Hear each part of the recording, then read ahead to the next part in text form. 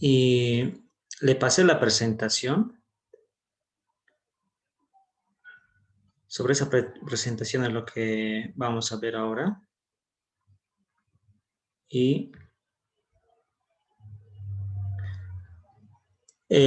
lo que vamos a hacer es, por hoy día, llevar como introducción este contenido que está ahí.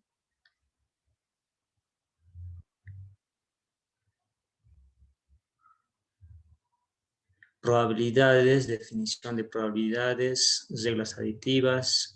Bueno, básicamente es una introducción.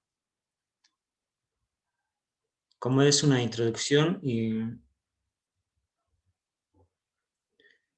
esperemos ver básicamente un poco de teoría y posteriormente vamos a ver ya la parte práctica.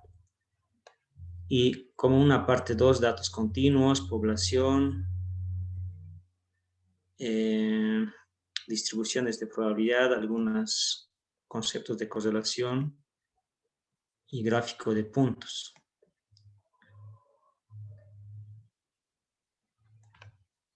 ¿Ya? Ahora, lo que vamos a hacer para la evaluación de la clase es como siempre hemos realizado.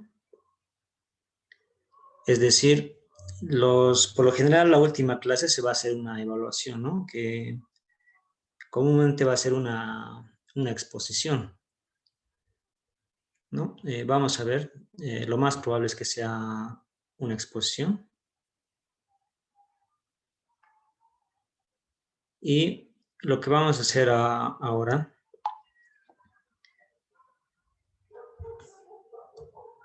para este módulo, entonces tenemos tareas dentro de la clase y fuera de la clase, ¿no? Entonces, las tareas dentro de la clase se desarrollan como ahora. Probablemente vamos a ver algunos ejercicios teóricos o prácticos. Y fuera de la clase, en alguna clase se les da, ¿no? Sin embargo, la evaluación final, el fuerte está en la evaluación final, ¿ya?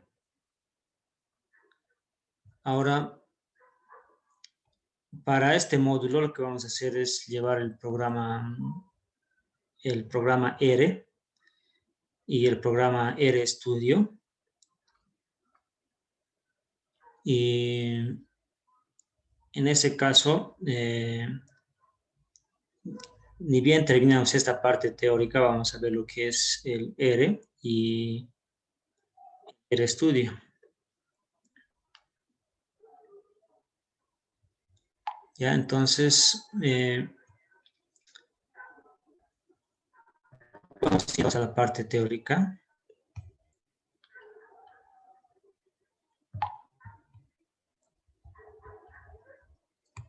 Entonces, primero, ¿qué es la estadística? Porque vamos a llevar probabilidades y estadística. La estadística, bueno, bajo este contenido que tengo, se puede definir como una ciencia para aprender los datos, ¿no? Para obtener algunas conclusiones en presencia de incertidumbre.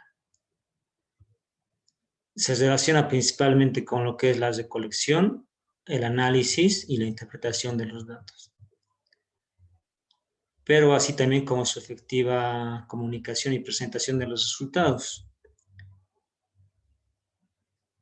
Bien, lo que vamos a nosotros hacer es un poco, bueno, aquí incorporar la parte abstracta, como son la parte un poco matemática, no tan robusta, y la parte práctica, ¿no? De análisis e interpretación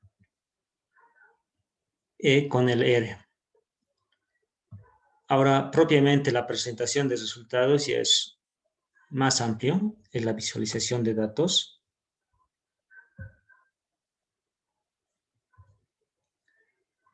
Bien, y como por datos, por ejemplo,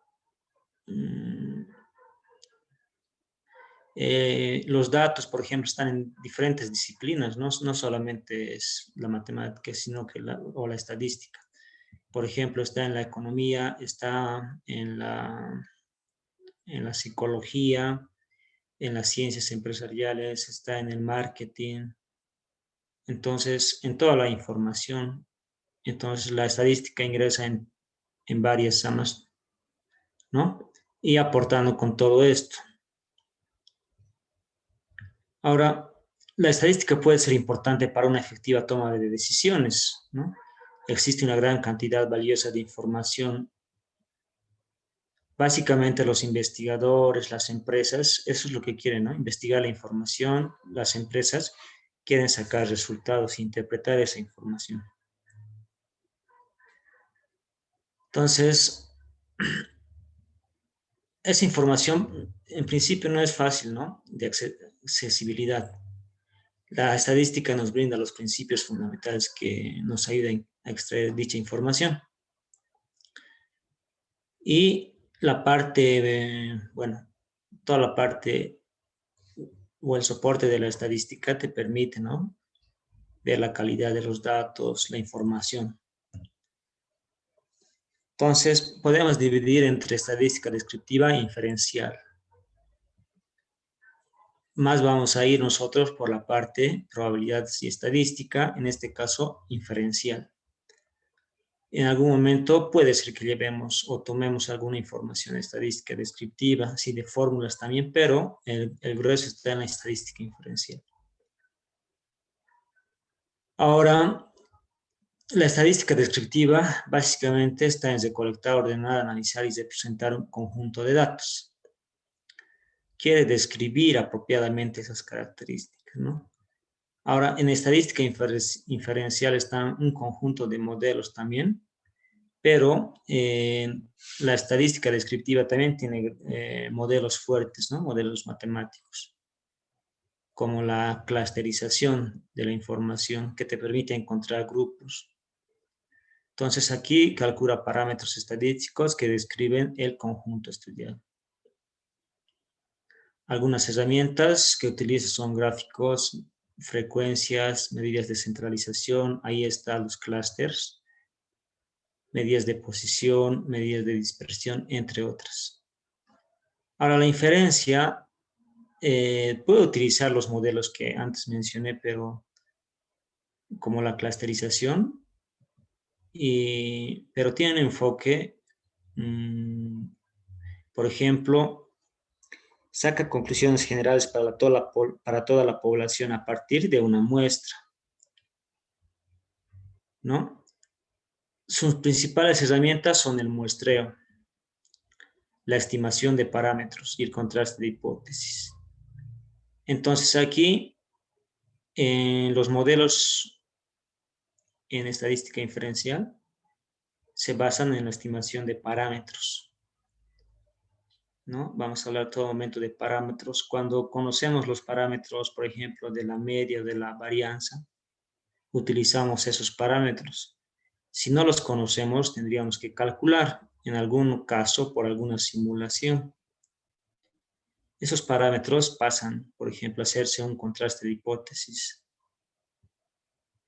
Y en estas investigaciones se plantean hipótesis. Por lo tanto, las investigaciones o las tesis que se desarrollan, que son robustas, toman en cuenta la estadística inferencial, ¿no? Y al momento de hablar de parámetros, entonces, primero la muestra tiene que ser seleccionada aleatoriamente, ¿no? O bajo un conjunto de datos, digamos, X, tenemos que encontrar los valores, ¿no? X minúscula, digamos. Y las podemos realizar mediante un muestreo. Bien. En caso de la probabilidad podemos definirla así. La probabilidad de que ocurra el evento, la probabilidad frecuencista, cuando el número de casos favorables tiene finito sobre el total de observaciones, por ejemplo, podríamos decir, es decir, se realizan n repeticiones de un experimento aleatorio. Y donde NA es el número de veces que ocurre en un ensayo, en un experimento. Y por las propiedades podemos mencionar esto, ¿no? Algunas propiedades, la propiedad, por ejemplo, de probabilidades, la probabilidad puede ser hasta 1, ¿no? Es decir, número de eventos del espacio muestral sobre n es igual a 1 y la probabilidad de un evento es mayor que 0. Las probabilidades son positivas. La probabilidad puede ser hasta 100% si multiplicamos esto por 100. Ahora, si dos eventos, por ejemplo, ocurren en un experimento A y B, digamos, son disyuntos. Entonces, lo que hay que hacer es lo siguiente, ¿no? La probabilidad de A, queremos encontrar la probabilidad de la unión de dos eventos, o la de que ocurra un evento o el otro evento.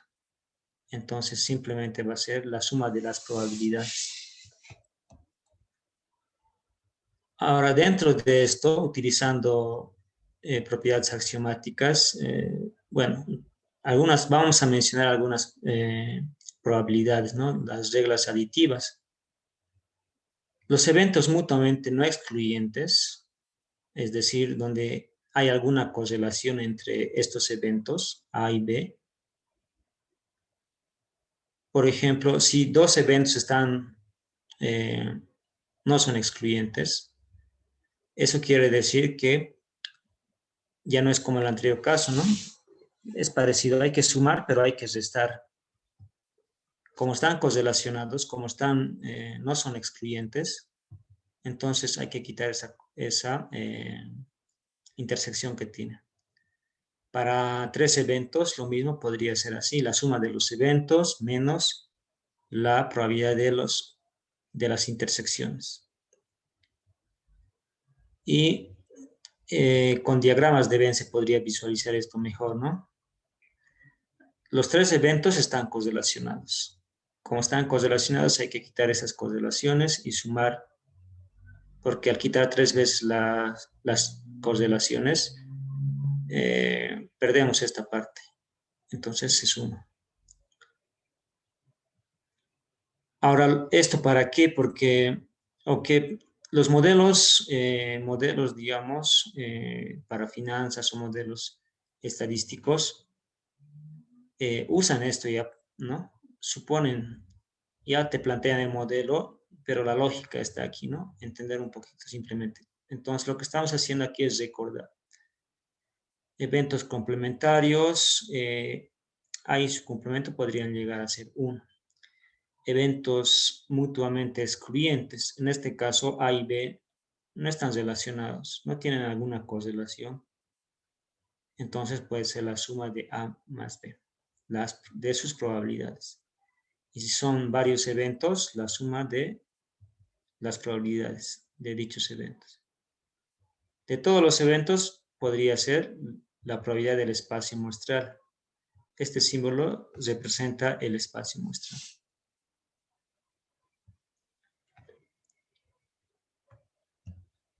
Bien. La probabilidad condicional, la probabilidad condicional de B, dado que ocurrió A. Entonces es igual a esta expresión, ¿no? En el numerador la probabilidad de la intersección sobre lo que ocurrió. La independencia, dado dos eventos,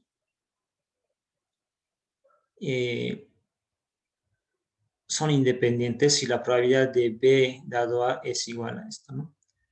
Entonces, cuando aquí decimos probabilidad de B dado que ocurrió A, no la estamos expresando como esta probabilidad condicional. ¿Por qué? Porque aquí hay independencia. En este caso, la probabilidad condicional funciona cuando las variables o cuando los eventos están correlacionados o están asociados. Entonces, cuando hay algún modelo, algún problema, que hay alguna asociatividad, se puede aplicar esto, ¿no? Esto ya hay modelos, por ejemplo, el modelo de Bayes, que se aplica bastante, entonces parte de la probabilidad condicional también. Ahora, dos eventos ahí son independientes y solo si podemos expresarlo así. Un conjunto de eventos, por ejemplo, lo puedo llamar A1 hasta N, son independientes. Si para cualquier subconjunto tenemos esta expresión. Entonces, lo que estamos haciendo es generalizar un poco esto que está aquí, lo que habíamos explicado aquí arriba. Ahora, hablando de las reglas del producto, cuando ya hemos hablado de la probabilidad condicional, podemos ver aquí, donde dice probabilidad condicional, ¿qué tal si despejamos el producto que está aquí, ¿no? La intersección que está aquí. Entonces tendría esta expresión aquí más abajo, despejado, ¿no? Entonces, las reglas del producto, en este caso estamos hablando de los eventos son o están, no son excluyentes, ¿no? Están correlacionados. Entonces, la probabilidad de A y B es igual a la probabilidad de A, luego por la probabilidad de B dado A. Se escribe así por que ambos están asociados, ¿no? Bueno, esto o esto. Si un experimento puede ocurrir a 1, a 2 hasta K veces, entonces la probabilidad de esos eventos, la intersección de esos eventos podría escribirse así. Bien. Entrando aquí un poco al teorema de Bayes, vamos a definir los eventos. B1, B2, adelante. B1, B2, B3, puntos suspensivos, es decir, todo el espacio muestral, este cuadrado, todo lo que puede ocurrir, se ha dividido en partes, se ha dividido en eventos B1. Pero dentro de este espacio muestral hay podemos ver un evento ahí en círculo, es un evento A que está en plomo. Entonces, se ha particionado, sean B1, B2, etcétera, una partición del espacio muestral, tal que la probabilidad de ese evento, de esto, por ejemplo, de todas las particiones, tal que la probabilidad de la partición es distinto de 0. ¿No? Para I, es decir, donde I vemos que hay varios eventos, varias particiones. Y se define ahí un evento que es esto, la probabilidad es distinto de 0. Es decir, te está diciendo que existe. Aquí hay un evento, existe. Ahora, lo vamos a definir así, ¿no? Vamos a definir a J, lo vamos a definir. Que sea B1, B2, B3 hasta BJ, digamos. BJ va a ser el contador. ¿Cuál es la probabilidad de que ocurra esa partición? ¿Cuál es la probabilidad de que ocurra el evento B dado que ocurrió el evento A? Entonces aquí lo que estamos viendo es que hay una intersección entre ambos, están correlacionados. Si me fijo en esta partición, este triángulo con este círculo, esta es la intersección. Entonces ahí estaríamos aplicando la probabilidad condicional o la regla del producto. En el numerador habíamos visto en la probabilidad condicional, haciendo comparación, habíamos visto que era la probabilidad conjunta, ¿no? La probabilidad de producto de ambas o la intersección de ambos eventos. Entonces, lo mismo en teorema de Bayes. En el numerador está la probabilidad de la intersección, es decir, la parte que se une a esta partición con el evento A. El evento A es una característica que ocurre en el espacio muestral. Por ejemplo, si estas son parcelas y esto es llovió y la lluvia ocurrió en esta parte. ¿Cómo afectó a las parcelas, digamos, ¿no? Ahora, y en el denominador está la probabilidad total. Y la probabilidad total se define como la sumatoria de las probabilidades de las intersecciones. Esta es una intersección, entonces tengo que sumar todas las intersecciones. esta es la intersección de A con B3, esta es la intersección de A con B5, etcétera. Puede haber más. La sumatoria de todo eso se llama probabilidad total. Es decir, aquí yo tengo la probabilidad de una intersección y abajo tengo la probabilidad, la suma de todas las intersecciones. Estoy haciendo un ejemplo como casos favorables sobre casos totales, digamos. De esta forma, esto que está aquí en el denominador puede escribir por la regla del producto de esta forma, ¿no? La probabilidad de B es igual a la probabilidad de A, dado que ocurrió B, porque están correlacionadas, están asociadas. No son excluyentes. Por la regla del producto igual aquí, esto que es la sumatoria de esta probabilidad de intersecciones, esta intersección la escribo así, probabilidad de B por la probabilidad de A dado B. Entonces, este es el teorema de Bayes, a partir de la cual se empiezan a escribir los modelos de Bayes, ¿no? Hay bastantes modelos. Ahora, solamente para aquí entender simplemente como intuición. Entonces, esta es una tabla de 2 entradas, ¿no? En las filas tengo el evento B, digamos, que llueve, una lluvia. Hay una lluvia ligera en color naranja. Entonces, las particiones pueden ser sin viento, ¿no? Un poco de viento, viento fuerte y tormenta. No. Esas son las particiones, ¿no? B1 hasta B3 y este sería el evento A. Aquí hasta encima.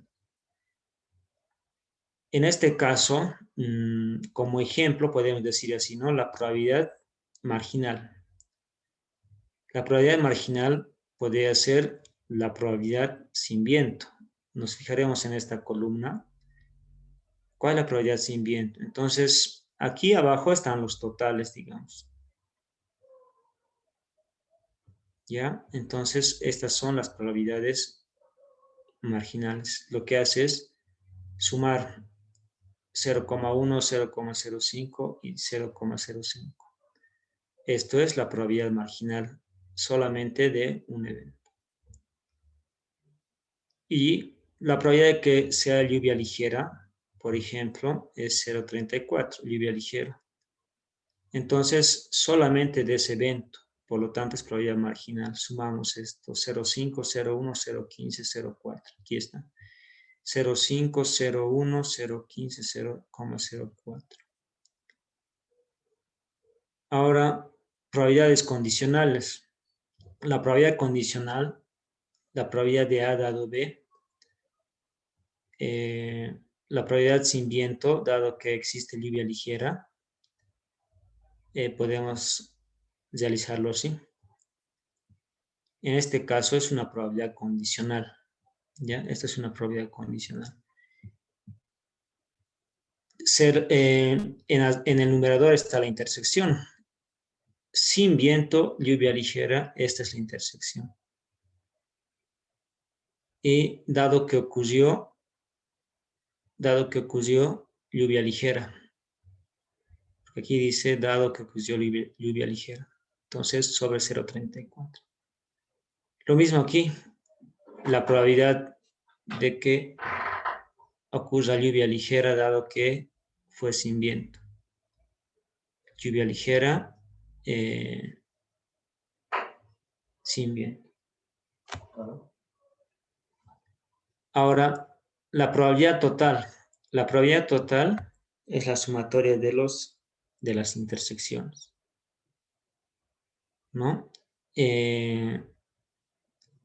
Por ejemplo, en este caso, en esta tabla hay varios ejemplos que se pueden hacer, pero suponiendo esto, ¿no? Como he dicho que B1, B2, B3 son las particiones y este es el evento A, entonces esta es una intersección, esta es la otra y esta es la tercera. A y B se intersectan. Aquí, A y B se intersectan. A y B se intersectan. La suma de las intersecciones es 0,02. Podríamos denominar la probabilidad total. Ahora, teorema de Bayes. ¿Cuál es la probabilidad de que haya lluvia ligera dado que el clima está sin viento? ¿No? Entonces aquí, por ejemplo, parto de la fórmula que está escrita en la anterior lámina, aplicando igual la regla del producto. Ahora, la probabilidad total también se puede escribir así, probabilidad de A nomás. La probabilidad total es probabilidad de A, así se podría escribir. Entonces, esta expresión está en la anterior lámina. Y tomando estos datos que está aquí, esa es la probabilidad condicional. Aquí está. Y esta es la probabilidad de que ocurra el evento BJ 0.34. Eso me da 0,05. Y aquí abajo tengo que aplicar todas las intersecciones, ¿no? Por ejemplo, de todos los eventos. El que está arriba solamente es un evento. Es el evento que ocurra lluvia ligera. Dice B2, ¿no? Y B2 está aquí. Lluvia ligera es esto. 0,05 sobre 0,34, ¿no? Ya. Y este es otro evento, 0,01 sobre 0,036. Y este es otro, 0,05. Entonces, el resultado total sería 0,25. Bien, voy a continuar. Había un ejemplo para que ustedes lo realicen, lo voy a dejar.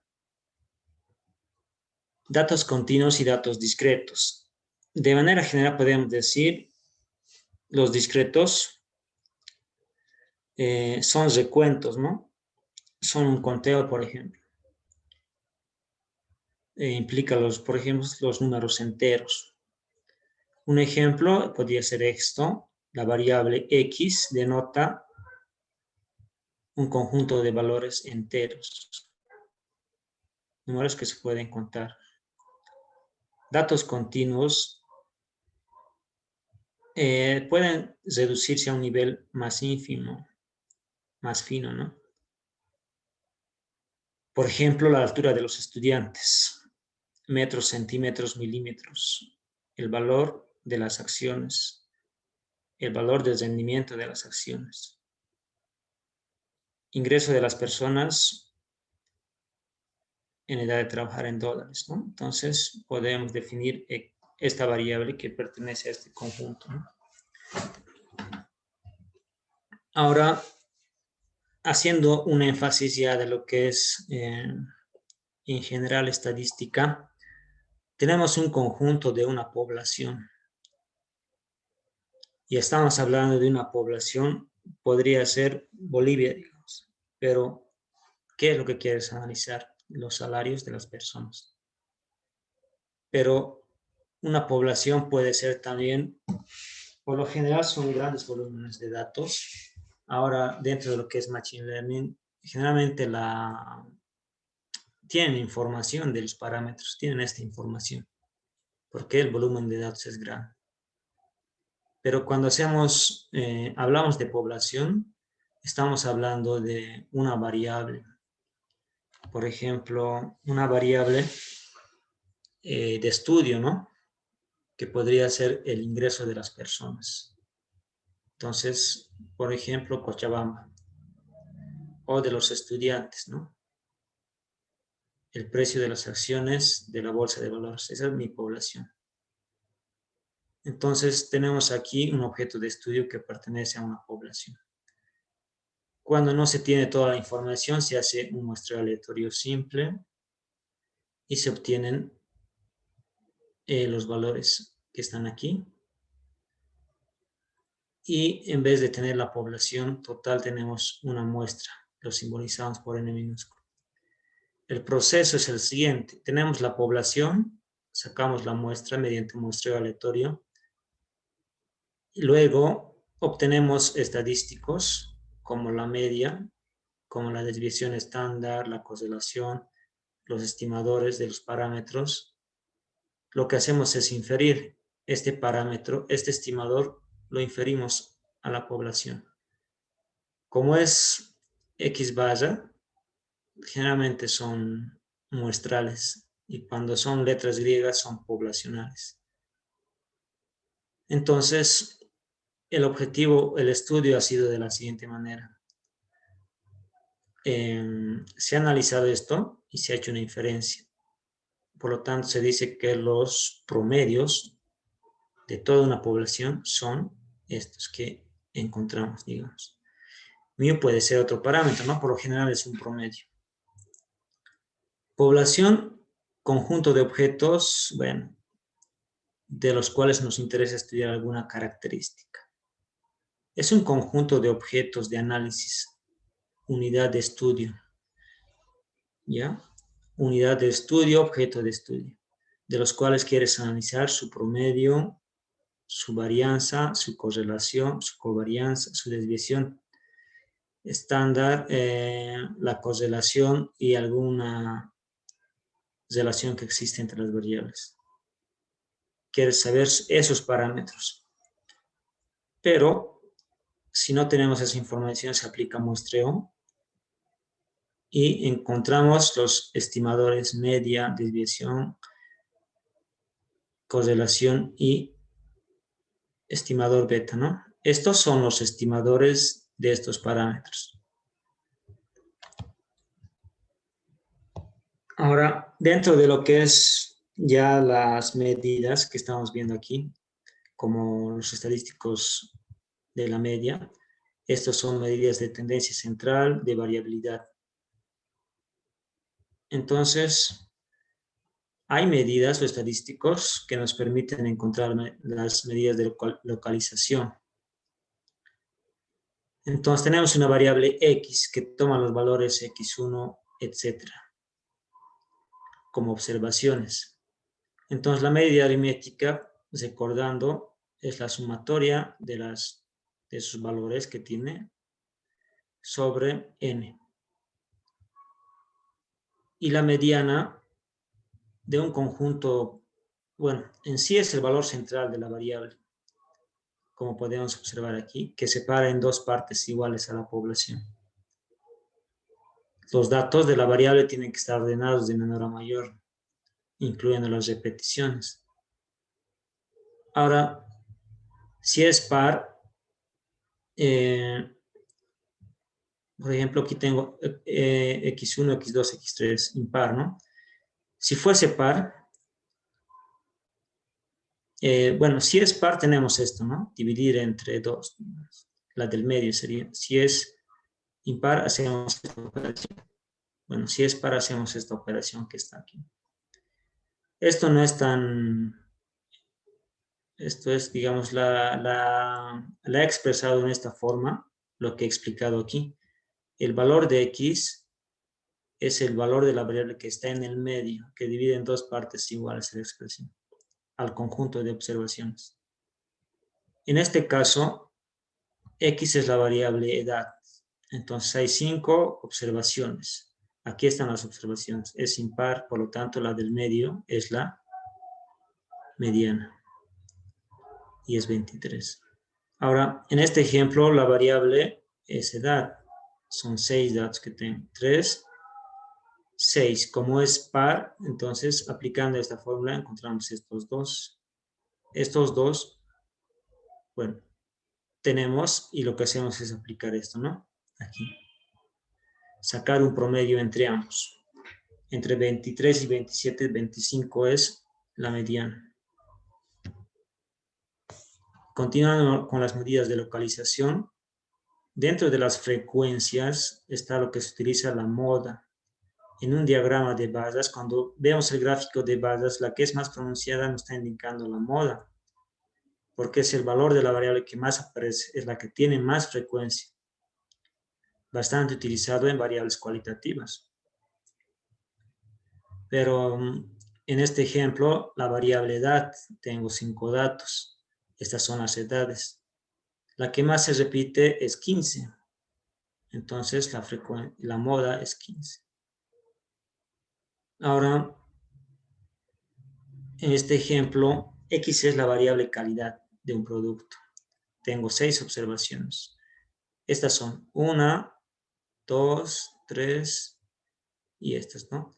Fíjense que está en negrilla la variable bueno, la categoría bueno. Entonces, la moda es bueno. Se utiliza para variables también cualitativas.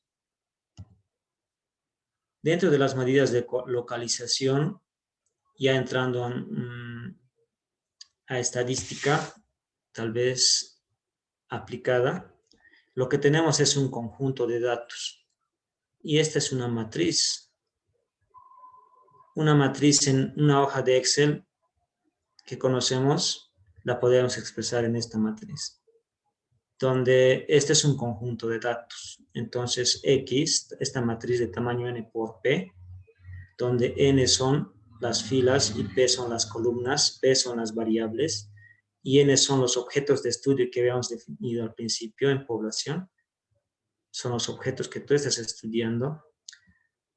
Entonces, hay N observaciones y P variables, y el conjunto de datos se expresa.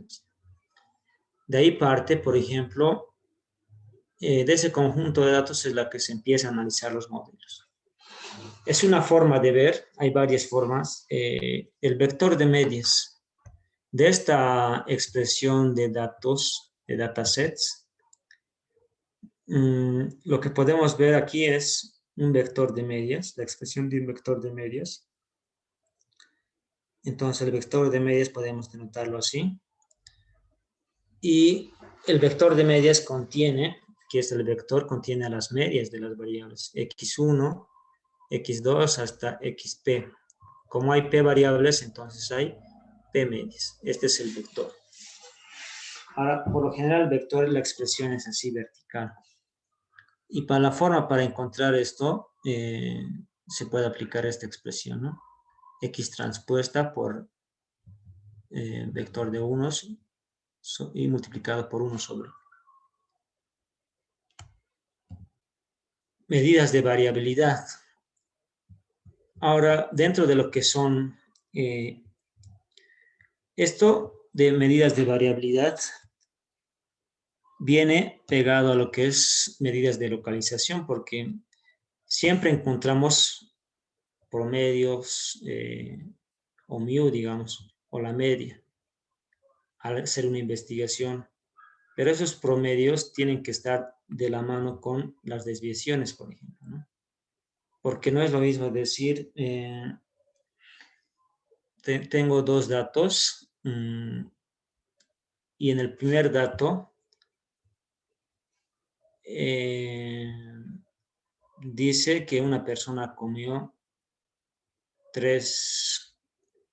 4 hamburguesas, ¿ya? Y la otra persona comió 0, pero si saco el promedio entre 4 y 0 podría salir 2, lo que quiere decir que el promedio es que cada uno comió 2. Entonces, algunas veces puede ocurrir eso. Ahora, solamente eso para interpretación, ¿no?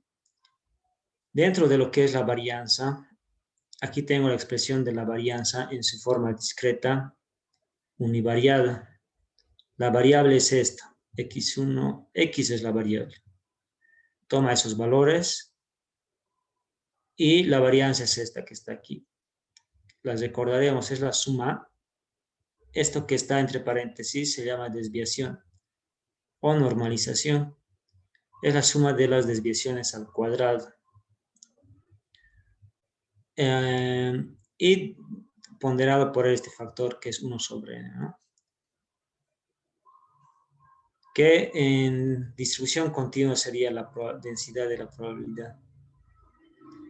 Ahora, la desviación estándar, la raíz cuadrada de esa expresión que está ahí, es la que por lo general interpretamos, la desviación estándar, ¿no? Decimos, por ejemplo, el promedio está 10 más o menos una desviación estándar. Cuando uno pronostica más o menos una desviación estándar. Son las bandas de confianza, por arriba y por debajo.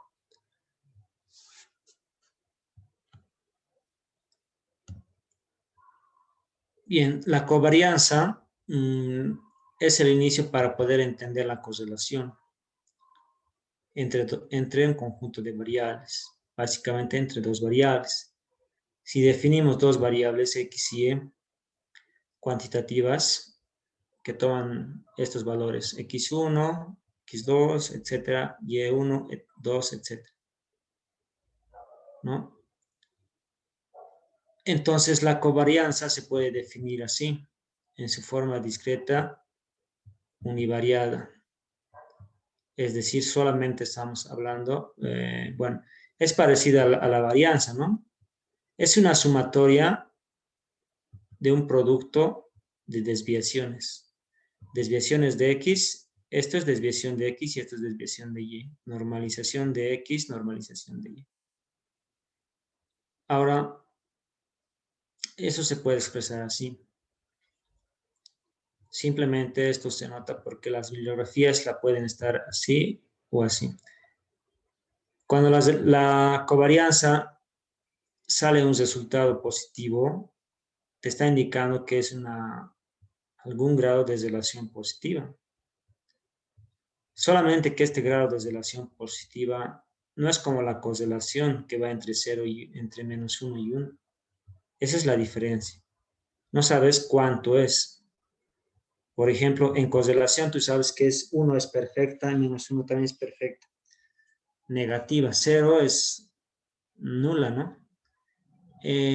Pero la covarianza es parte de la fórmula de la correlación, que vamos a ver adelante. Cuando es negativa el resultado, entre esto nos indica un grado de relación negativa.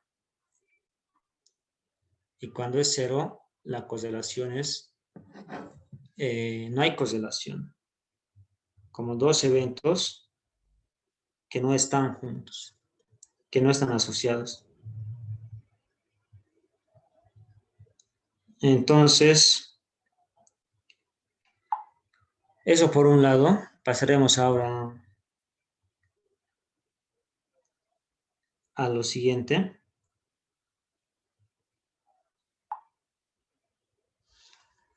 Aquí, por ejemplo, había como un desafío. La idea era expresar lo que es la varianza, que habíamos descrito antes, y expresarla así, pero ahí ya está la respuesta. El otro, como desafío, simplemente ejercicio, la covarianza que habíamos definido, poder expresarla así. Ahora, nos interesa bastante la intuición, ya, recordar un poco las fórmulas, hay veces, bueno, ayudan bastante las expresiones que están aquí porque la bibliografía sí lo requiere. De todas maneras, eso está para revisarlo, para que lo puedan ver. Entonces, vamos a pasar de lado eso. Y entonces voy a la siguiente lámina. Como estamos en medidas de variabilidad, vamos a mostrar la matriz de covarianzas. En la forma univariada habíamos mostrado las varianzas, ¿no? Pero ahora y habíamos mostrado antes la covarianza. Pero cuando hablamos de covarianzas en su forma matricial, estamos hablando de varianzas y de covarianzas. En esta matriz que está aquí, la que dice S1 cuadrado, S2 cuadrado, indican que son las varianzas. En esta diagonal principal, están las varianzas de las variables. Esta matriz de varianzas, de covarianzas, esta matriz de covarianzas, entonces en su diagonal principal tiene eso, ¿no? Y por encima están las covarianzas. S1, 2 es la covarianza entre la variable 1 y variable 2. S1P es la correlación entre la variable 1 y la variable 2. Esta es una matriz simétrica. Es decir, lo que está aquí también podemos observar acá, la covarianza. Ahora, las covarianzas la tenemos expresada aquí. La fórmula univariada ya la conocemos. Esta es su fórmula univariada. Es esto. para la primera variable. Para la segunda variable lo mismo. De la covarianza S1, 2, que está ahí, su fórmula aquí está, si lo analizamos univariadamente. Ahora, en su forma matricial, hay atajos, como la matriz idempotente. Es una matriz una matriz importante para estadística multivariante específicamente, se maneja matrices. Entonces, tiene muchas propiedades, ¿no? Y la podemos definir así. Con esa ayuda se puede simplificar la expresión de la matriz de varianzas y covarianzas, simplemente denotando que es X transpuesta por X, pero aquí está multiplicado previamente por la matriz idempotente. Todo por este factor de ponderación 1 sobre 1. Ese factor de ponderación es simplemente esto, ¿no? Entonces, simplifica un poco la matriz idempotente. Es como una matriz centralizadora, porque lo que hacemos aquí es centralizar. Hallamos lo que decía antes, estamos centralizando X y Y, estamos hallando las desviaciones. Eso nos ayuda a esto. Sus propiedades están ahí, centralizar las variables con respecto a sus medias aritméticas. Se llama idempotente por esta propiedad, ¿no? Si sacamos la transpuesta y multiplicamos por la misma, es la misma matriz. Ahora, es una matriz cuadrada, simétrica y definida positiva, por lo general, bueno, en la práctica, ¿no? Vamos a continuar. Variable aleatoria. Variable aleatoria definamos como aquel valor que está determinado por el resultado de un experimento al azar. Entonces, las variables aleatorias se denotan usualmente por las, bueno, X por estas letras, las últimas del abecedario. En sí las variables, ¿no?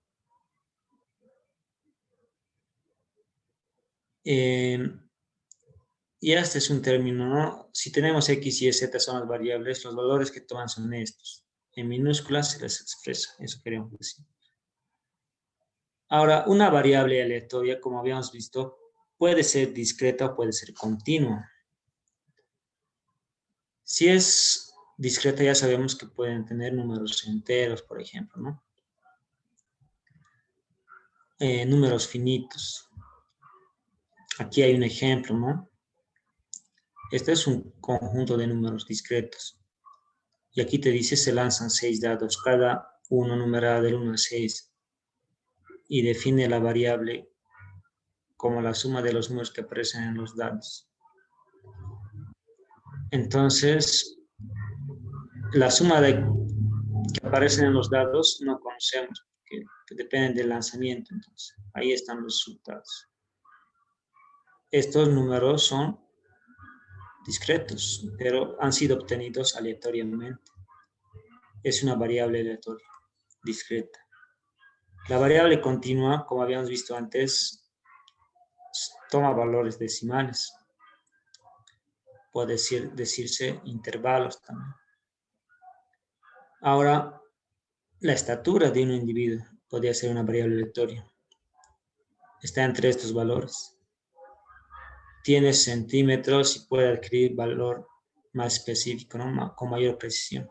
El precio de las acciones, el rendimiento de las acciones, el valor de los inmuebles, el precio de los activos. Tienen decimales. Bien, luego de pasar ya a variable aleatoria, de explicar, hoy estamos en una introducción y hablaremos de distribuciones ahora, ¿no? Cuando uno tiene una variable, como y una variable X tiene un conjunto de valores, ¿no? Y si graficamos esos valores, por ejemplo, encontramos su distribución, bueno, su gráfica de frecuencias, etc. La lógica es algo parecido y vamos a entrar ahora a las distribuciones y vamos a partir de la distribución de Bernoulli y es una distribución de probabilidad, es decir, cada valor de la variable tiene una probabilidad de ocurrencia, que X es una variable, X1 tiene una probabilidad de ocurrencia, X2, X3, etc. Ahora, es una distribución de probabilidad discreta que toma valores de 1 para la probabilidad de éxito y 0 para la probabilidad de fracaso. Entonces, esos son los valores que puede tener éxito y fracaso. 1 y 0 es la Bernoulli. Ahora, si definimos X como una variable y se distribuye con una Bernoulli, lo anotamos así. Cuando anotamos esta expresión decimos X se distribuye como una Bernoulli. Entonces, si se distribuye como una Bernoulli, decimos, bueno, X se distribuye como una Bernoulli y con una probabilidad de éxito, ¿no? La probabilidad de éxito está entre 0 y 1 por la definición de la probabilidad. Y su función de densidad o de probabilidad se puede expresar de la siguiente forma. F de X es la función de densidad, de probabilidad. Ahora, aquí tenemos la forma de la función. Y los valores de la variable pueden ser 1 y 0.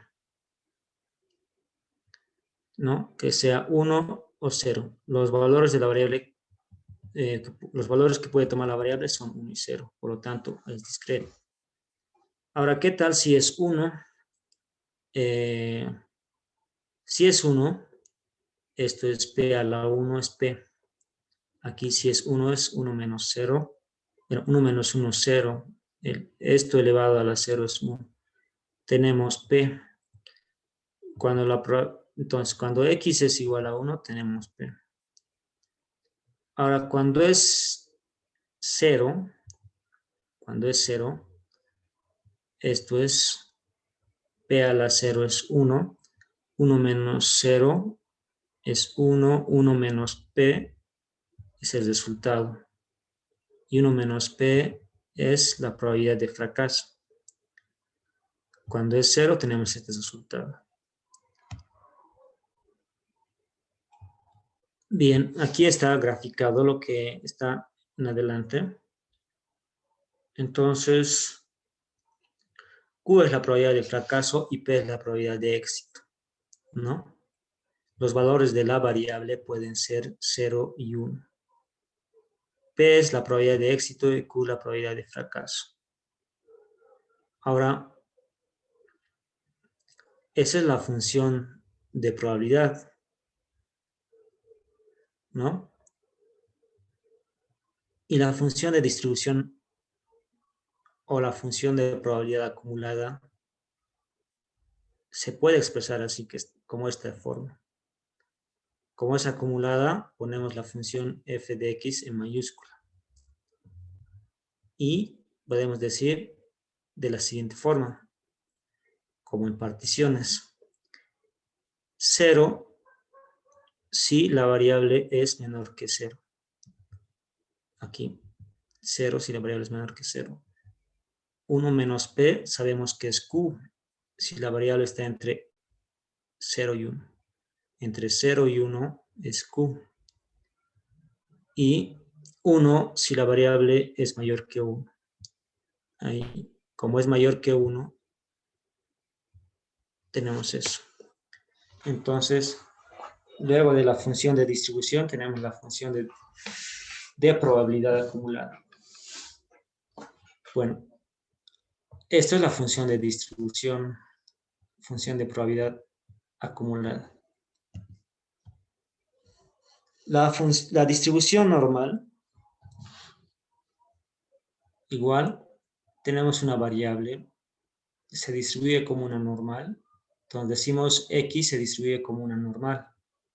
Los parámetros de la normal son la media y la varianza, que están expresadas así, varianza. Con la media que pertenece, bueno, aquí a los reales, la varianza es mayor que 0. Su función de densidad de probabilidad se puede expresar de la siguiente manera. Entonces, bueno, esto ya hemos definido varianza de X, esperanza de X te indica, es el valor, bueno, es el operador que te indica que se puede aplicar, ¿no?, a una variable, se aplica a una variable aleatoria. Y esto indica el promedio de una variable aleatoria, es decir, la media de un valor aleatorio. Operador para variables aleatorias, el valor esperado. La función de distribución normal, bueno, su función de distribución, función de probabilidad acumulada, no puede ser calculada de forma analítica. Entonces, aquí lo que estamos haciendo es como aplicar ya como los ejercicios que se habían visto alguna vez en cálculo o en estadística. F de X, como que es la probabilidad de que X sea menor a un valor. Entonces ahí aplicamos integral de esa función, como estamos en una función de distribución normal. Y con su diferencial de X, ¿no? La función de distribución de probabilidad acumulada, entonces que está aquí, que hemos denotado con la integral, ¿no?, que te demuestra que es la suma, la integral es la suma de este A a B, por ejemplo. Aquí podría estar A y aquí podría estar B y podría estar pintado ahí. La probabilidad de que X pertenezca a ese intervalo se da de esta forma. Estos son ya para encontrar valores específicos en un intervalo dentro de la función de la distribución. Ahora, las propiedades que podemos observar aquí, la forma es asintótica, esto no se une, es simétrica, esto te mide la desviación estándar, toda el área debajo de la curva es 1, simétrica respecto a la media. Aquí tenemos f de x, la función que habíamos definido antes. Distribución normal estándar. Bueno, la estándar se la simboliza como z. Teniendo una variable x que no era normal, la quieres volver normal, la llamas z, variable estandarizada. Se distribuye como una normal, z, con media 0, varianza 1. Esas son sus características. Entonces, la media aquí va a ser 0 y la desviación va a ser 1. Y la función de densidad va a ser esta. Y la función de probabilidad acumulada estándar, bajo la misma lógica que antes, tenemos esta expresión. Ahora con z, la variable es z. Esa z es la estandarización de la variable. Esto es z. X menos mu sobre su desviación estándar es z. Bien.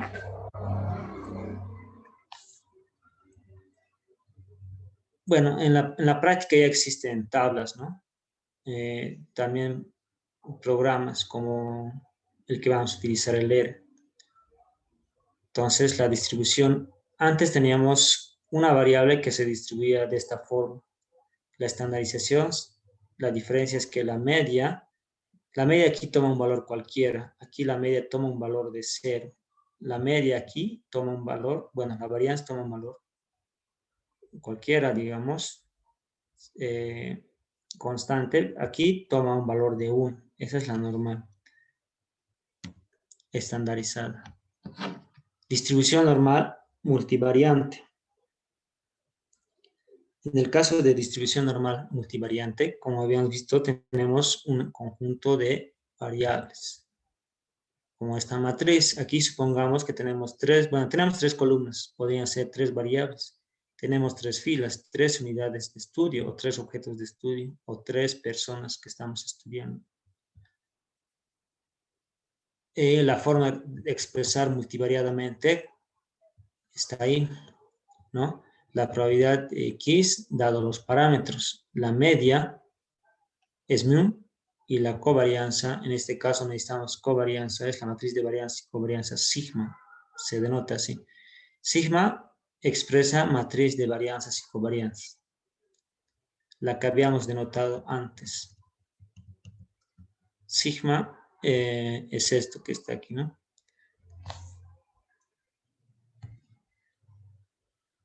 Bien, aquí debería ser el símbolo no debería ser S, debería ser varianza de X, ¿no? Varianza de X directamente, porque S parece desviación estándar. Esta matriz de varianzas y covarianzas se simboliza como sigma. Esto es sigma. En términos multivariantes estamos hablando ahora de eso. Y aquí, con la misma lógica, tenemos esto, ¿no? 2pi elevado a esta expresión. Ya, comparando con la anterior, pues pueden verificar esa parte. Aquí tenemos las desviaciones estándar. Ahora está elevado al cuadrado esto. En su forma matricial es aplicar lo siguiente. Este desvío transpuesto por ese paréntesis. Eso es elevado al cuadrado. Y tenemos sigma a la inversa, porque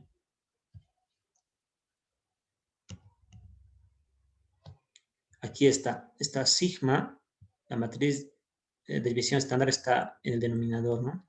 Inverso. Ahora aquí había un ejercicio, determinar la probabilidad donde n es igual a 3, la media, mu es la media, calcular columnas de x y por otra parte, esta es la matriz de datos.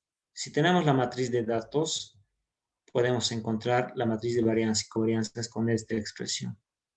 Ya tengo la matriz de varianzas y covarianzas. ¿Puedo encontrar esto? Puedo encontrar esto. Si tengo la matriz de varianzas y covarianzas, puedo encontrar, bueno, aquí está, ¿no? Puedo encontrar esto. Como tengo x, saco la media y podría hacer esta expresión. Aquí está sigma en valor absoluto. Entonces podría encontrar esa expresión. Bien, eso también lo voy a dejar. Esperanza matemática y varianza y covarianza. Ahora, la esperanza matemática es algo que vamos a utilizar bastante. Es un promedio de variables aleatorias, ¿no? Te ayuda o te indica que debes aplicar eso. En adelante se muestran las fórmulas, primero para variables aleatorias discretas, luego para continuos. El valor esperado de una variable aleatoria es igual a esto.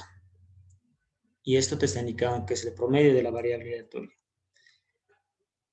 Ahora, la fórmula de la media aritmética, compararemos, es la sumatoria de xi sobre n, ¿verdad? Multiplicada por un factor que da 1 sobre n. Es la función de probabilidad. Eso. Ahora, en este caso, bajo este ejemplo que estamos haciendo, estos son sumatorios, ¿ya? Solamente es nomenclatura este x. Estamos sumando x, te está indicando. No era importante. Es la sumatoria sobre todos los valores de x. En este ejemplo son sumatorios. Ahora, f de x es la función de densidad de probabilidad de variable discreta. Función de densidad de probabilidad. ¿Ya? Ahora, en su forma continua, esa sumatoria pasa a ser una integral de menos infinito hasta infinito de la variable. Si es una integral, tiene que tener su diferencial de x. Es decir, estamos diferenciando respecto de la variable x, ¿no? Y la función de densidad de probabilidad sigue ahí. Entonces, la media era sumatoria de x sobre n. Aquí está la sumatoria. Y aquí está el factor 1 sobre n, f de x. La varianza, sea x una variable aleatoria y su esperanza de x es mu, es un promedio. La dispersión de los valores de x alrededor de mu se miden. La dispersión es la varianza, ¿no? Varianza de x es la forma de simbolizar sigma cuadrado. La varianza de una variable aleatoria, habíamos dicho que es la sumatoria de los desvíos al cuadrado multiplicado por el factor 1 sobre 1. En esto está en una variable aleatoria. Ahí está con su función, ¿no? Cuando es continua, esa sumatoria es integral con el diferencial y el factor f de x, función de densidad de probabilidad. Esperanza matemática, veamos ahora la covarianza que habíamos visto antes. Tenemos dos variables. Dos variables con sus medias, μx, μy, respectivamente. Entonces, la covarianza entre ambas variables se define de la siguiente manera. Simplemente aquí, covarianza de x y, como hemos dicho que es la suma de los productos de las desviaciones. Aquí está una desviación, desviación de x, desviación de y, multiplicado por el factor de ponderación. Ahora, aquí el factor de ponderación, esto son eventos mutuamente no excluyentes, por lo tanto, es una función de densidad conjunta, porque están correlacionados o están asociados. En este caso sí requerimos de doble sumatoria. Ahora, esto se puede expresar como esto, ¿no? Había un ejercicio en las anteriores láminas. En su fórmula continua, ahí está la integral de los desvíos de y multiplicado por x, desvíos de x, la función de densidad. Cuando hablamos de incorporamos integral, incorporamos el diferencial. Eso se puede expresar como lo que está aquí abajo. El coeficiente de correlación es algo que viene después de la covarianza. Utiliza la covarianza porque la covarianza, si es positiva, te dice algún grado de asociación positiva. Pero no hay un grado entre -1 y 1 en la covarianza. Eso es la deficiencia. Pero con la correlación encontramos eso, porque la correlación divide sobre las desviaciones estándar. Raíz cuadrada de las varianzas es desviaciones estándar de x y de y. Entonces, el coeficiente de correlación de Pearson es para variables continuas.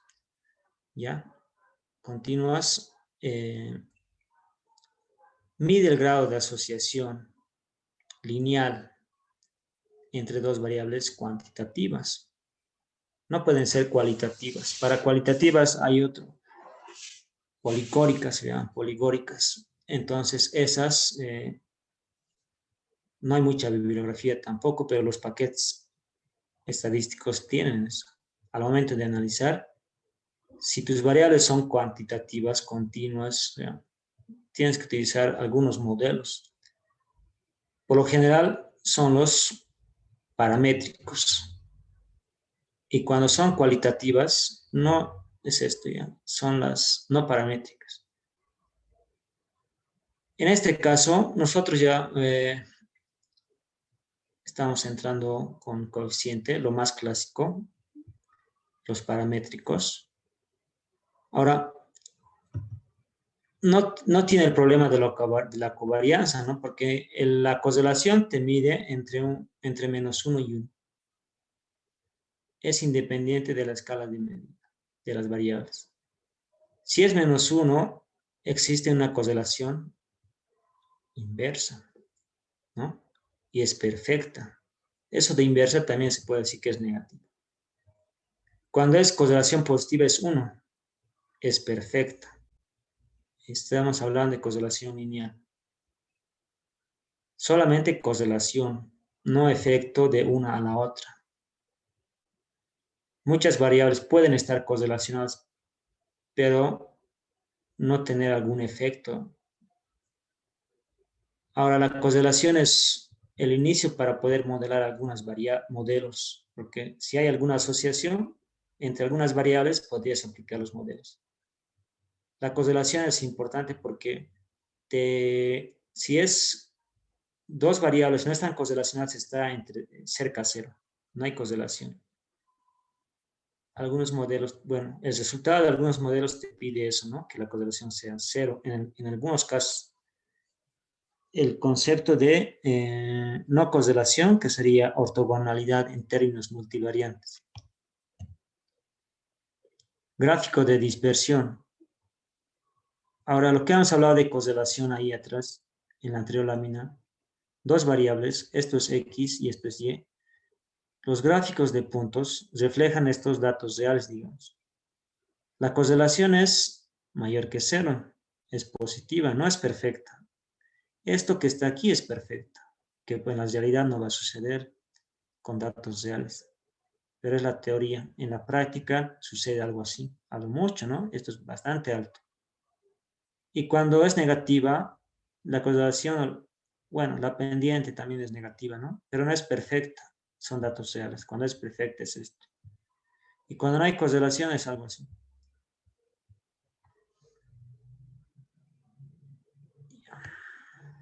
Entonces, a partir de esto, todo esto se puede meter en una, si tienes 10 variables, puedes meter en una matriz de correlaciones.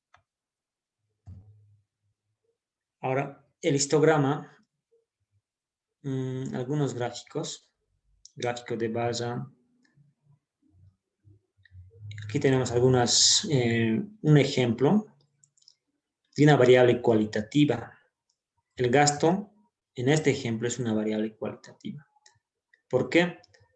Porque aquí te da rangos ya, 41 a 129, 129 a 217. El gasto está expresado, si bien el gasto naturalmente es una variable continua, aquí ya lo han transformado en una variable categórica, porque tiene categorías. 2, 3, 4, 5, 6, 7 categorías, lo que lo llaman en estadística uno como clases, digamos. Entonces, cada categoría tiene una frecuencia, 5 clientes, 10 en porcentajes. Y esas son sus frecuencias, ¿no? Algo así partíamos con la lógica anterior, ¿no? Si teníamos X1, X2, X3, tenían una probabilidad de ocurrencia, digamos, esto, 11%, 22%, se debe a su frecuencia. Al momento de analizar los datos, los grandes problemas que existen es la dispersión de los datos. Está en la varianza. Ahora, dentro de la estadística hay muchos modelos. Solo hablar de varianza, hay modelos de pura varianza. Modelos que estaría solamente en un libro, tal vez, que son los modelos de ecuaciones estructurales, modelos factoriales, etcétera, que parten de la definición de la varianza. Ahora, ahí, pero hablando de eso, aquí metemos el diagrama de cajas y bigotes, simplemente para ver eso de la dispersión, si son atípicos o no son atípicos. Esto lo podríamos realizar en un paquete y ver la dispersión de los datos. X es una variable que toma un conjunto de valores. Esos valores tienen una media, tienen una mediana, entonces tienen un máximo, tienen un mínimo. Se puede dividir en 4 partes. La mitad en 2 partes dividiendo es la mediana. En 4 partes los rangos intercuartílicos. Encuentro estos rangos. Ahora, estos son llamados bigotes, ¿no? Y esta es la caja. Por eso se llama diagrama de caja y bigotes. Ahora, si divido en 4 partes los rangos intercuartílicos. Q1, Q2, Q3, 4. Ahora, dentro de esos datos, uno puede salir fuera de la normal. Es decir, si vemos las edades de estudiantes en la universidad, están entre 18 años de edad. ¿Qué tal si hay uno de 14 años de edad? Y es un dato atípico, ¿no? Hay personas que son digamos, de 60 años de edad. Entonces, podrían ser datos atípicos, pero son datos reales. Eso por un lado, ¿no? Ahora, ahí hay que tener cuidado de que hay muchas formas, eliminarla, no eliminarla, también el modelo que vas a tratar. Ahora, aquí tengo diagrama de carga. Esta base de datos es la base de datos clásica que todo el mundo habla, digamos, al momento de hablar de estadística.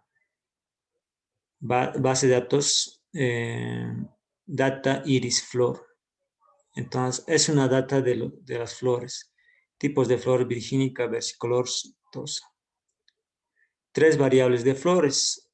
Entre las 3 variables de flores, la virgínica tiene un dato atípico. Pero las dos otros tipos de variedad no tienen ese dato atípico. Cuando decíamos nosotros al iniciar el ejemplo, podemos hablar de dato atípico. Cuando digo yo comí 4 hamburguesas. Jorge comió 0 hamburguesas. En promedio comimos 2 hamburguesas. Eso ocurre cuando hay datos atípicos. No estaríamos reflejando correctamente. Entonces se debe solucionar eso. Dependiendo, ¿no? El investigador. Entonces aquí tengo una distribución, bueno, la densidad de esta variable y de la otra. Pero la densidad de esta variable estaría sesgada por este dato atípico, ¿no? Ahora, cuando hablamos de estadística, decíamos, bueno, es aplicable la estadística, porque van a llevar modelos estadísticos, modelos para finanzas, y se basa en este conjunto de pasos,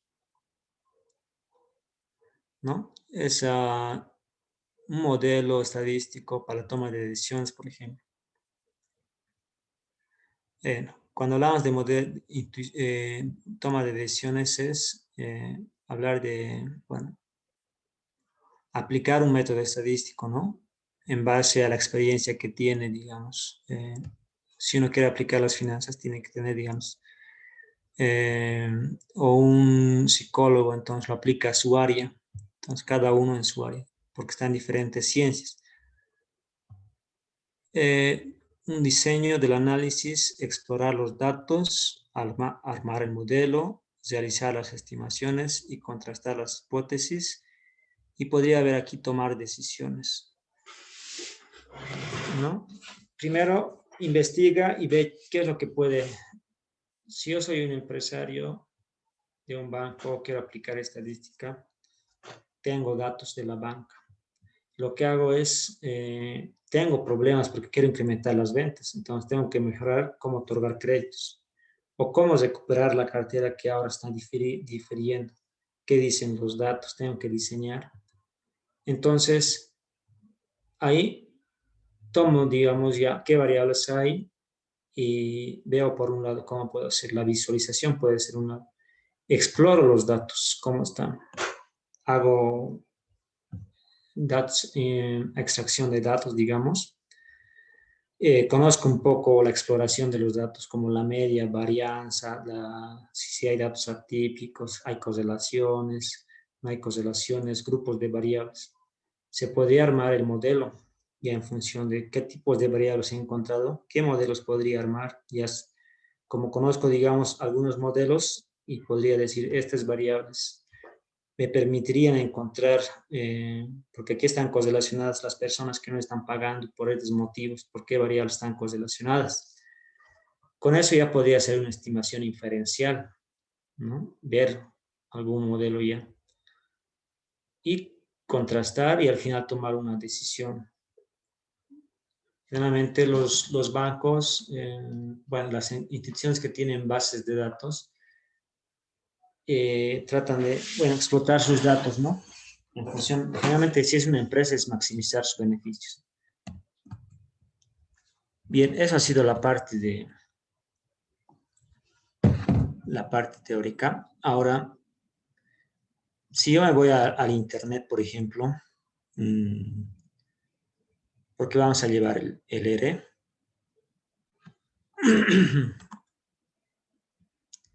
Entonces, pueden entrar aquí, RCRAN. Si ustedes buscan, vamos a llevar ahora en este módulo el R y el RStudio. Son dos programas que se deben instalar. Les voy a pasar al grupo, pero el RCRAN aquí está. Ingreso aquí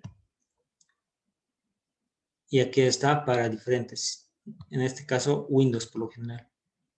Podemos ir aquí donde dice instalar R, aquí está, ¿no? Puedes descargar esto. Esto le pueden dar a instalar. Primero hay que instalarse el R. Ahora, ese R es indistinto, es para 32 y 64 bits. Y luego hay que instalarse el RStudio. El RStudio es para 64 bits. Voy a ir aquí a Download. En Download busco la que dice Free y voy a descargar esto. ¿Ya? Aquí está. Download RStudio. Esto es lo que tienen que... bueno, aquí también ya tiene, ¿no? Para otros Mac, Ubuntu, etc. Entonces, teniendo esos dos programas, lo que vamos a hacer es llevar el RStudio. Yo ya tengo, por ejemplo, en mi escritorio, aquí está el R, para 64, para 36 bits, 32. Ingreso al R. Esa es la fórmula del R, su consola. Es un programa orientado a objetos, es decir, todos son objetos. Este objeto lo voy a denominar A igual a 3 y este objeto lo voy a llamar B igual a 4 y puedo sumar C es igual a más B. Quiero mostrar el resultado, hago Enter. Esta es una consola de R. Una consola que sería como una calculadora. Ahora, el R es un programa de software libre, pero como se fijan, visualmente es un poco complicado. Solo tiene aquí para escribir. Todo tendrías que escribir aquí, los códigos. En cambio, de ahí viene el RStudio. Yo ya tengo mi computadora, escribo RStudio y abro. El RStudio es más amigable con el usuario, con nosotros. Entonces, por ejemplo, aquí está la consola, ¿no? La que habíamos dicho, puede definir objetos A igual a 3, B igual a 4 y C es igual a más B. Y muestra el resultado. Estamos en la consola. Ahora aquí se va cargando, ¿no? Todo lo que vayamos trabajando. El RStudio es lo que se van a descargar también. Y aquí, por ejemplo, podemos abrir un script. Voy a abrir un script. Hago clic aquí, dice script. Tenemos esta parte de donde podemos escribir. En este caso, a modo de ejemplo, podemos hacer lo siguiente. Entonces yo les voy a pasar el R. Si quiero encontrar una ayuda, por ejemplo, en el R, puedo escribir el símbolo de interrogante en inglés media, ¿no? Y le doy Enter. Para coser, ejecutar, Control Enter. Entonces, haciendo esta operación, yo puedo encontrar aquí es la media aritmética, te dice. Puedes usar de esta forma. Más abajo te da. Entonces, cuando hemos hecho esto, con símbolo de interrogante aparece la ayuda de R, ¿no? Más abajo tiene ejemplo también. Ahí está. Es la media de una variable, por ejemplo. Entonces, eso por un lado. ¿Qué tal si yo escribo interrogante LM? Control Enter. Entonces, modelos de funciones lineales. Ahí está. LM, puedes aplicar una función de regresión lineal, por ejemplo. Más abajo podría estar un ejemplo más fácil de entender. Así. Bien. Entonces, ¿qué tal si buscamos una palabra que no está? Por ejemplo, regresión.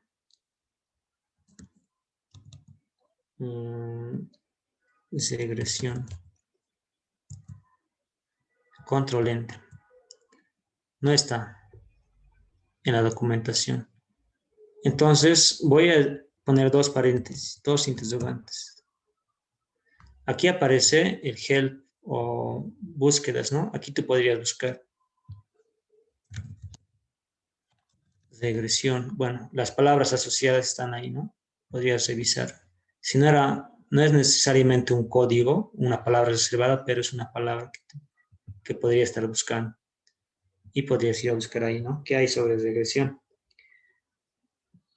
Bien, entonces en el script podríamos crear lo que nosotros necesitamos. Podrían ser, haremos algo que sea, definamos un vector X. Un vector va a estar compuesto por un conjunto de datos. C te permite, bueno, aquí vamos a poner C, 1,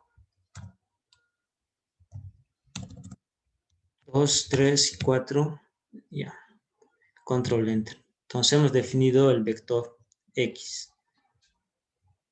Y podemos sacar la media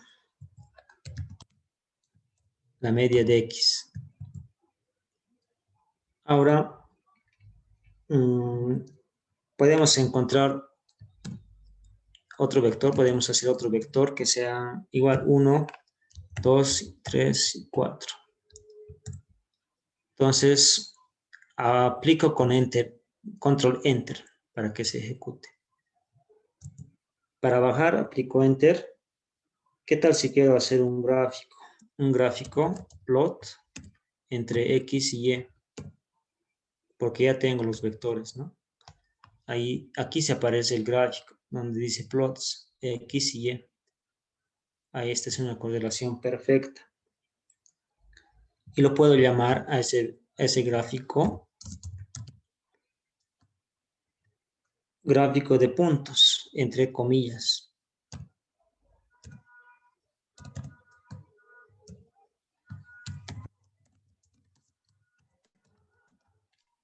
Gráfico de puntos. Podría ser otro gráfico que sea igual plot, XY, igual el título, pero este título que sea gráfico de dispersión. También se llama gráfico de dispersión, ¿no? Gráfico de puntos o gráfico de dispersión.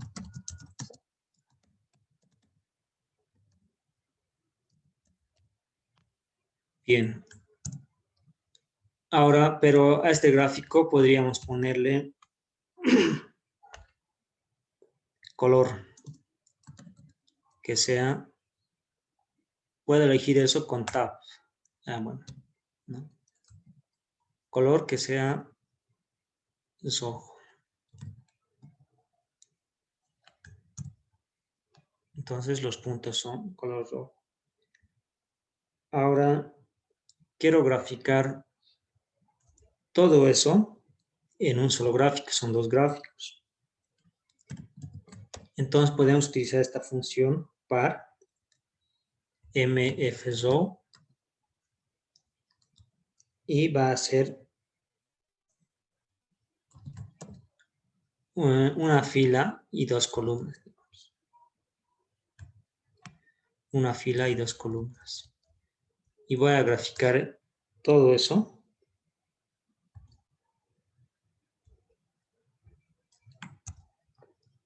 en dos gráficos.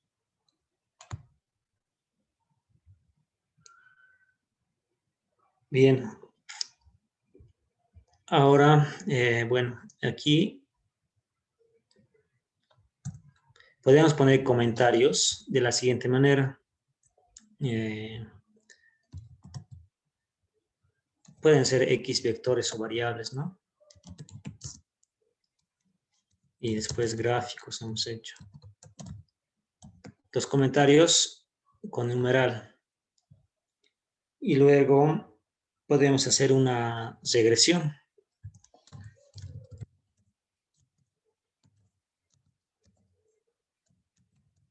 Una regresión y que podría ser con la función que habíamos definido.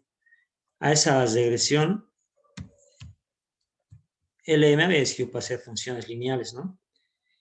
Entonces las funciones lineales tienen que ser y en función de x, por ejemplo. Y para decir eso ponemos la función, este símbolo que es ole, y le doy enter, ya me la ha corrido, ¿no? El coeficiente es exacto, como es una correlación perfecta, es 1. El modelo se hace así. Puedo guardarlo en objeto modelo y correr. Fíjense que aquí aparece esto. Ahora, si yo quiero mostrar el resultado, modelo, escribo modelo, control enter. Ahí están los resultados. Y voy a bajar. Esos son los resultados que me ha obtenido, ¿no? Sin embargo, ¿qué podemos decir? Podemos hacer un sumario. O sea, un summary del modelo. Un resumen del modelo. Y hago control enter. Me dice aquí los resultados. Ahí están. Esto es cuando hago summary. Una vez que he hecho un modelo de regresión, le he dado resumen. Todos los resultados que saca son los residuos. Los coeficientes, aquí están. La constante, la pendiente, desviaciones estándar, los valores de t, las probabilidades. Y ahí están las significancias, residuos estándar, R cuadrado, ajustado, F, ticket Fuller, P valor, bueno, no sé si eso te saca, ¿no? Pero tenemos, todos son objetos, modelo es un objeto. Este LM es un objeto. LM, el objeto de la clase LM contiene varios objetos, ¿no? Y lo que podemos hacer es lo siguiente. Como contiene el objeto de la clase LM, contiene varios objetos, voy a poner modelo, el símbolo de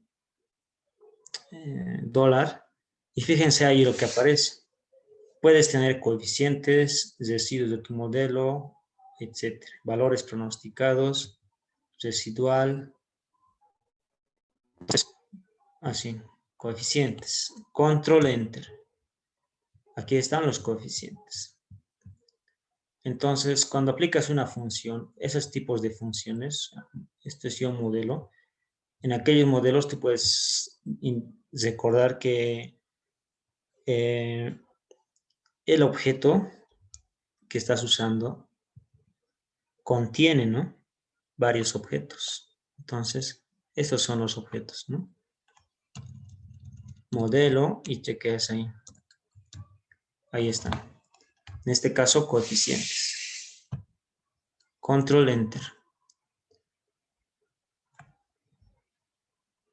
Bien. Hasta ahí. Si hay consultas, para la próxima clase, me gustaría que ya tengan el R. Tal vez ya tienen el R. No sé, ¿alguien ya ha visto el programa? ¿Ya conoce? Yo lo conozco a nivel básico, muy, muy básico. Ya. Yo lo Jorge. conozco bien, bastante bien, pero ahorita no lo tengo instalado, lo voy a instalar. Bien, entonces se van a instalar, les voy a pasar al grupo un poco. La idea es más o menos, no sé, porque después van a llevar otros modelos, ¿no? Y ahí van a requerir también utilizar un software. Hay varios softwares, entonces, como es eh, el módulo de estadística, lo más apropiado he visto esto, porque hay programas que son más orientados a economistas, digamos, como el Stata. Entonces, esto es más general, por eso lo he tomado en cuenta. Ahora también está el Python, pero es más para, digamos, el lado de informática. Entonces, esto es para más del área de estadística y con esto tal vez en los próximos módulos también puedan usar, ¿no? Entonces, ese ha sido el motivo y los ejercicios van a ser más o menos de este tipo, un poquito llevando siempre el contenido de inferencia estadística. Ya, entonces quedaremos ahí. Voy a habilitar este código, los voy a pasar y voy a habilitar la votación, por favor.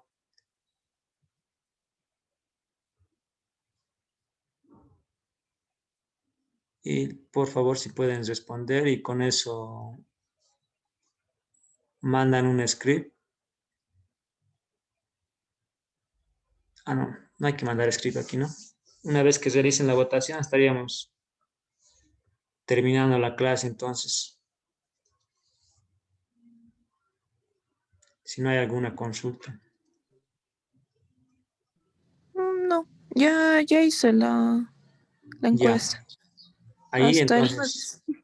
ya, hasta el jueves, Silvana.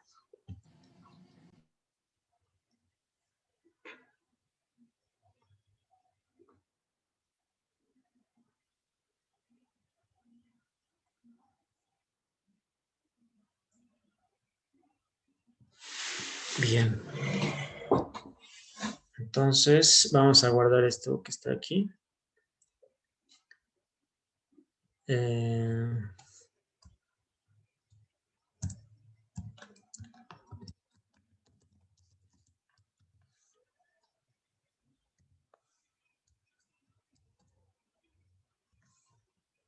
y le voy a poner guardar.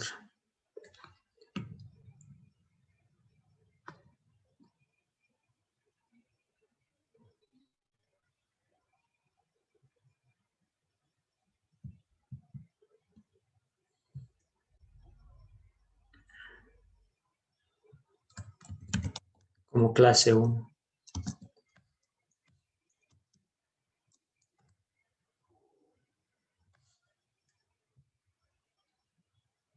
Bien, entonces les comparto esto, lo voy a cerrar, voy a borrar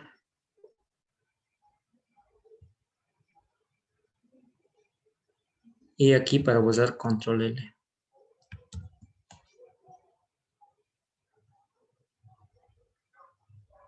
Entonces decimos que no y cerramos esto más y no vamos a guardar.